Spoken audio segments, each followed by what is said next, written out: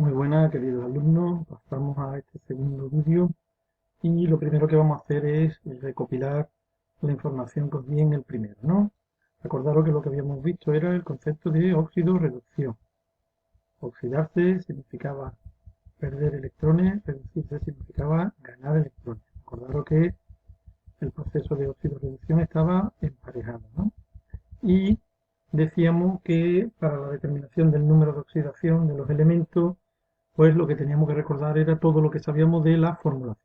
Si sabemos nombrar, si nos acordamos de cuáles eran las valencias de los elementos, no debe de haber mucho problema en la determinación del número de oxidación. Lo único que hay que tener en cuenta es que en los números de oxidación algunos son más y otros son menos, y sobre todo dentro del primer vídeo estuve diciendo quién era lo que cogía los números positivos, los negativos, y quién era los que tomaban los valores cero, que eran las sustancias elementales. ¿Bien?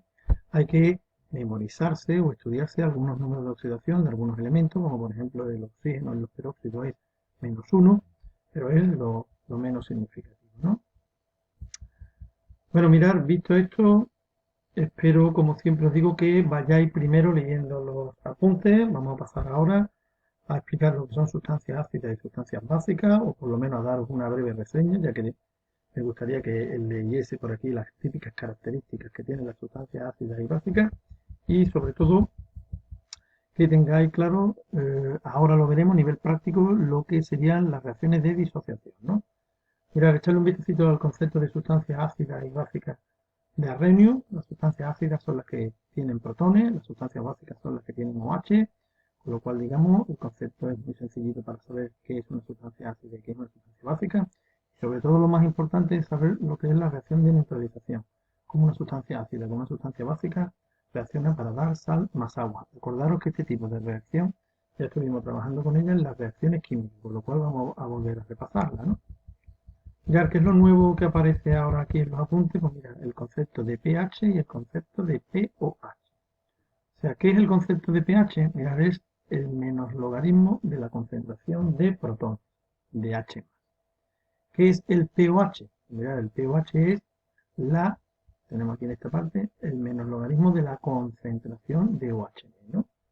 Esa es la propia definición, ¿de acuerdo? ¿Qué es lo que ocurre? Mirad, ocurre lo siguiente. Cuando una sustancia es ácida, al disociarse, observar, da protones, y en cuantito tengamos la concentración de estos protones, podemos calcular su pH.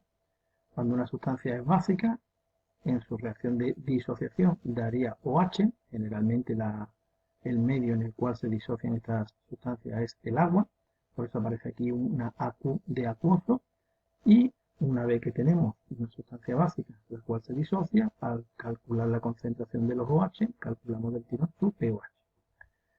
Mirad, no sé si sabéis de matemática que es si tenemos la concentración de protones, al calcular el menos logaritmo se calcula el pH, pero atento, mirad, si se da el pH, al calcular una potencia de base 10, 10 elevado al menos pH, nos da la concentración de protones. Luego mirad, a partir de la concentración de protones se calcula el pH, a partir del pH, dentro de esta formulita de aquí abajo, se calcula la concentración de protones. Y mirad, lo mismo ocurre con el pOH, es el menos logaritmo de la concentración de OH menos, pues a partir de calcular el pOH, nosotros podemos calcular la concentración de los iones OH menos. Y atento a esta formulita que aparece por aquí, que la suma de pH y de pOH siempre tiene que ser 14. ¿De acuerdo? En cursos más adelantados o en cursos superiores ya iremos viendo el por qué se cumple esa relación, ¿vale? Mirad, una vez que sabemos lo que es el concepto de pH y de pOH y que están relacionados y que la suma de ambos conceptos dan lugar a 14, vamos a hablar de lo que es la escala de pH, porque la escala de pH está desde el valor 0 hasta el valor 14 y alcanzar el valor 7 significa que es el valor de pH neutro. Mirad, siempre que en agua se disocian sustancias ácidas, generalmente el pH suele rondar entre 0 y 7. Siempre que se disocian sustancias básicas, su pH suele estar entre el valor de 7 y 14. Igual significa que si nos sale un valor de pH entre 0 y 7, ya sabremos que es una sustancia ácida. Si nos sale un pH entre 7 y 14, ya sabemos que es una sustancia básica. Vamos, como siempre, a echarle un vistacito a los ejercicios que nos piden. Y mirad, dice aquí, se disuelve 1,23 gramos de KOH, hidróxido de potasio, en agua, hasta llegar a alcanzar un volumen de 4 litros. calcula la molaridad y el pH de la disolución resultante, dentro que nos dan los datos de la masa del potasio, el oxígeno y el hidrógeno. Igual lo primero que podemos calcular es su peso molecular, si no me he equivocado, sería 56. Y acordaros, para calcular el número de moles, lo único que tenemos que saber es la cantidad en gramos que tenemos de la sustancia y dividirlo entre su peso molecular. Si estamos trabajando con una sustancia básica, KOH, eso se supone que al dividir el valor del 1,23 entre su peso molecular, nos sale que tenemos 0,022 moles. Y mirad, acordaros, la concentración molar era el número de moles dividido por el volumen, luego al dividir estos moles entre los 4 litros, nos sale aquí el valor de la concentración molar. Sería 0,00551. Bueno, mirad, aquí viene ahora la parte que os estuve diciendo en la parte de arriba, la reacción de disociación, cómo el KOH se disocia en K más y OH menos, ¿no? Mirad, estas reacciones van a estar muy relacionadas, acordaros de la estequiometría, un mol de KOH da un mol de OH menos. Claro, como hemos calculado la concentración molar, 0,00551, eso significa que la concentración de los OH es de 0,00551. Y al calcular el menos-logaritmo, atento, comprobarlo vosotros con la calculadora, el menos-logaritmo sale 2,26. Pero mirad, hemos calculado el pOH. Si nos pedían el pH, a 14 le restamos ese 2,26 y parece que sale a 11,74. Y efectivamente nos sale un pH básico. Al ser una sustancia en básica, KOH. Al desprender OH, aquí tenemos su correspondiente valor del pH. Bien, espero que sea sencillito el ejercicio, ¿no? Observar, siempre que nos den la masa en gramos, lo primero que hacemos es dividirlo entre su peso molecular para calcular los moles y dividirlo entre el volumen para calcular la concentración. Y eso es fundamental porque la concentración de cualquier sustancia ácida o básica se va a relacionar íntimamente a través de la reacción de disociación con los iones OH o H-. Mirad, vamos a pasar a este ejercicio aquí segundo, ¿no? ¿Cuál es la concentración de protones de una disolución de pOH de 10,9? Vale, nos han dado el valor del pH y nos dicen la concentración de protones.